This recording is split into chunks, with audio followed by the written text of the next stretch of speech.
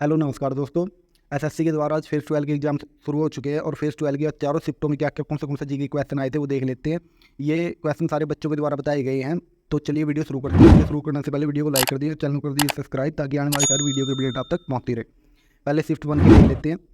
प्रश्न नंबर 1, जलियांवाला बाग नरसंहार के विरोध के रूप में किसने नाइटहुड यानी सर की उपाधि लौटा दी थी। मतलब कि पहले अंग्रेजों के द्वारा ये उपाधि दी जाती थी, सर की उपाधि। तो 13 अप्रैल 1919 को जो जलियांवाला बाग हत्याकांड हुआ था अमृतसर में, उस से शुभ होकर उससे नाराज होकर रविंद्रनाथ टैगोर जी ने ये उपाधि लौटा दी थी। क्वेश्चन नंबर 2, सरकार ने उज्ज्वला योजना को कितने वर्षों तक बढ़ा दिया गया। तो इसका आंसर हो जाएगा 1 साल। भारतीय संविधान के किस अनुच्छेद के तहत संशोधन की प्रक्रिया दी गई है। भारतीय संविधान के अनुच्छेद 368 के तहत। और यदि हम भाग की बात करें तो इसका भाग हो जाएगा अपना भाग 20। भाग 20 में संशोधन की प्रक्रिया दी गई है। प्रश्न नंबर 4, प्रोजेक्ट लाइन कब शुरू हुआ। प्रोजेक्ट लाइन दो तरह की है। यदि हम गिर प्रोजेक्ट लाइन की बात करें तो वो 1973 में शुरू हुआ था, और यदि प्रोजेक्ट लाइन 2047 की बात करें तो वो 2021 में शुरू हुआ था। प्रश्न नंबर 5, किस मुगल सम्राट को औरंगजेब के द्वारा कैद कर लिया गया था।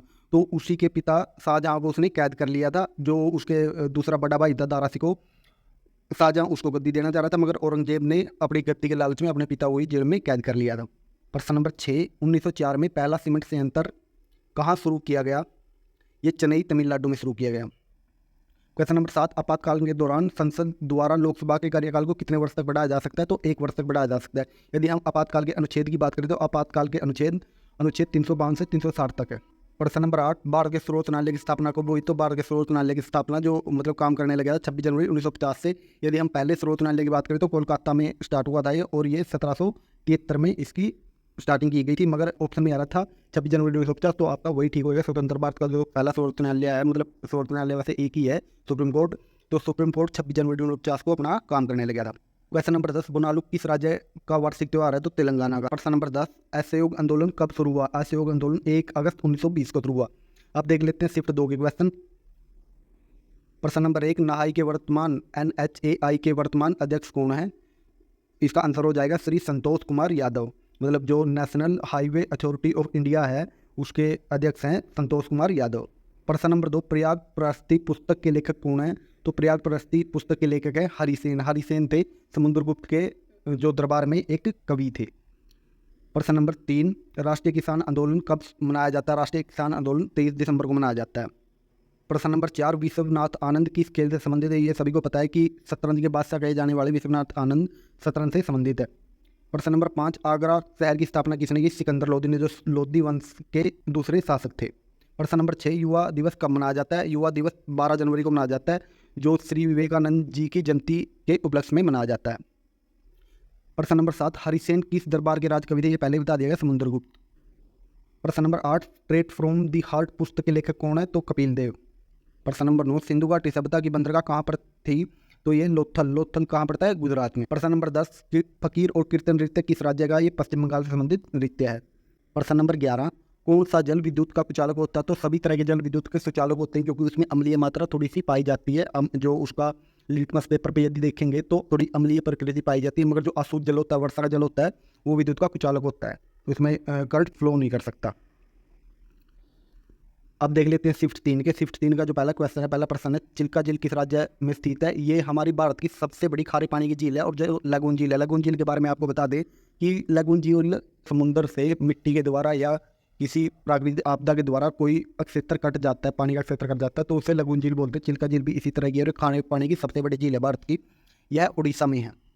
प्रश्न नंबर 2, भारत के किस राज्य में प्रत्येक वर्ष महोत्सव उत्सव मनाया जाता है। ये नागालैंड में मनाया जाता है। प्रश्न नंबर 3, किस राष्ट्रीय राजमार्ग को शेरशाह सूरी मार्ग के नाम से भी जाना जाता है। ये राष्ट्रीय राजमार्ग 1 और 2 भी इसमें आ जाता है, जिसको शेरशाह सूरी मार्ग या जीटी रोड भी कहा जाता है। अब इसका नाम चेंज कर दिया गया, आप कमेंट में बता दीजिए इसका नाम चेंज करके कौन सा NH कर दिया गया।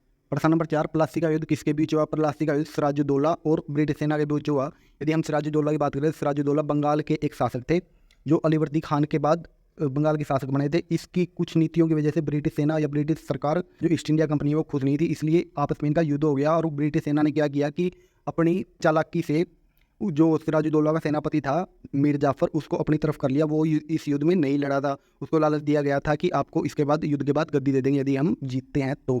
और ब्रिटिश सेना का सेनापति था रॉबर्ट क्लाइव। प्रश्न नंबर 5, संविधान के लिए अनुसूची में शब्द का प्रावधान है। मतलब किस अनुसूची में शपथ का प्रावधान है, तो ये तीसरी अनुसूची में शपथ का प्रावधान है। मतलब जो राष्ट्रपति, प्रधानमंत्री और अन्य मंत्री शपथ लेते हैं या हमारे CGI वगैरह शपथ लेते हैं, तो तीसरी अनुसूची में है वो। प्रश्न नंबर 6, भारत रत्न पुरस्कार प्राप्त करने वाले पहले संगीतकार कौन है? MM सुब्बुलक्ष्मी। ये भरतनाट्यम से संबंधित है। प्रश्न नंबर 7, स्वराज पार्टी का गठन किसने किया था? स्वराज पार्टी का गठन CR दास और मोतीलाल नेहरू ने किया था। प्रश्न number 8, sir Garfield Sobers trophy किस खेल से संबंधित है? ये क्रिकेट से संबंधित है। प्रश्न नंबर 9, 2011 की जनगणना के अनुसार भारत के सबसे कम जनसंख्या घनत्व वाले केंद्र शासित प्रदेश का नाम बताइए। तो अंडमान निकोबार का जनसंख्या घनत्व सबसे कम है। मतलब जनसंख्या घनत्व क्या होता है कि 1 किलोमीटर में कितनी जनसंख्या रहती है। प्रश्न नंबर 10, आयुष्मान भारत योजना किस मंत्रालय से संबंधित है? आयुष्मान भारत योजना स्वास्थ्य और परिवार कल्याण मंत्रालय से संबंधित है। इसमें 5 लाख तक का आपका फ्री इलाज का प्रावधान है। अब 4th शिफ्ट को देख लेते हैं, जो चौथी शिफ्ट है, चौथी शिफ्ट के क्वेश्चन देख लेते हैं। प्रश्न नंबर 1, अरुणाचल प्रदेश का जनसंख्या घनत्व कितना है? तो 17 व्यक्ति प्रति किलोमीटर का इसका जनसंख्या घनत्व है। और सबसे कम, यदि हम जनसंख्या घनत्व की बात करें कि सबसे कम जनसंख्या घनत्व किस राज्य का, तो अरुणाचल प्रदेश का ही है, और सबसे ज़्यादा पश्चिम बंगाल का। प्रश्न नंबर 2, PM स्वनिधि योजना कब शुरू की गई? यह 2020 में शुरू की गई, और इसके मंत्रालय की बात करें तो आवास और शहरी मामले मंत्रालय इससे संबंधित है। क्वेश्चन नंबर 3, FCI का चेयरमैन कौन है? FCI का चेयरमैन अशोक कुमार मीणा है। प्रश्न नंबर 4, आंध्र प्रदेश का शास्त्रीय नृत्य कौन सा है? कुचिपुड़ी। प्रश्न नंबर 5, पूर्ण स्वराज की मांग कांग्रेस के किस अधिवेशन में की गई थी? तो यह 1929 के लाहौर अधिवेशन में की गई थी। इसमें डोमिनियन स्टेट की मांग की थी। डोमिनियन स्टेट में क्या होता है कि कुछ आप रख लो। अंग्रेज सरकार से कहा था कि कुछ पे शासन आप करो, कुछ पे भारतीय शासन करेंगे, मगर अंग्रेजी सरकार ने ये मांग नहीं मानी थी, और उसके बाद आंदोलन देश में बढ़ गए थे। इस आंदोलन के चलते 1942 में क्रिप्स प्रस्ताव आया था, जिस प्रस्ताव के थ्रू अंग्रेजी सरकार ने डोमिनियन स्टेट देने की बात कही थी, मगर इस टाइम भारतीय नहीं माने थे। महात्मा गांधी जी ने इसके लिए मना कर दिया गया था और कहा था कि हमें अब पूरा शासन चाहिए, भारत आज़ाद चाहिए, न कि डोमिनियन स्टेट चाहिए।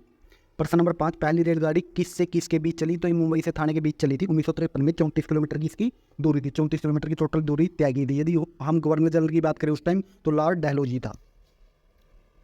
प्रश्न नंबर 7, थानेश्वर वर्तमान में किस राज्य में स्थित है? तो ये हरियाणा में, हरियाणा के कुरुक्षेत्र डिस्ट्रिक्ट के अंडर आता है ये। और यदि थानेश्वर की बात करें तो ये हर्षवर्धन से रिलेटेड है। हर्षवर्धन जो राजा हुए हैं पुष्यभूति वंश के, उससे रिलेटेड है। हर्षवर्धन की राजधानी थी थानेश्वर। प्रश्न नंबर 8, इस्लामिक कैलेंडर के अनुसार ईद किस महीने में आता है? तो ये शव्वल के महीने में आता है। एक प्रश्न DPSP से आया था, इसको बच्चे पूर्णतः बता नहीं सके कि किस तरह का ये प्रश्न था, मगर DPSP से संबंधित था। प्रश्न नंबर 10, भारतीय संघीय अधिनियम कब लागू हुआ? तो भारतीय संघीय अधिनियम 1935 में लागू हुआ है। भारतीय सरकार अधिनियम जो 1935 का अधिनियम है, उसके थ्रू लागू हुआ। प्रश्न नंबर 11, यशगान कहाँ का नृत्य है? यशगान कर्नाटक का नृत्य है। आपने इसमें देख लिया कि 2011 की जनगणना से रिलेटेड ज़्यादा क्वेश्चन पूछे गए हैं, और नृत्य से रिलेटेड भी कुछ क्वेश्चन पूछे गए हैं। इससे रिलेटेड हमने एक वीडियो बना दी है, वो 8 मिनट के करीब की वीडियो, और उसका PDF भी अवेलेबल है। तो उसका आपको लिंक डिस्क्रिप्शन में मिल जाएगा। डिस्क्रिप्शन में जाके आप वो वीडियो देख सकते हैं, जिसमें नृत्य वगैरह और भी बहुत कुछ करा रखा है इन SSC एग्जाम से रिलेटेड। यदि आपको वीडियो पसंद आई तो वीडियो को लाइक कर दीजिए, चैनल कर दीजिए सब्सक्राइब, ताकि आने वाली हर वीडियो का अपडेट आप तक पहुँचते रहे, और साथ ही साथ कमेंट कर दीजिए कि आपको वीडियो कैसी लगी। धन्यवाद, जय हिंद।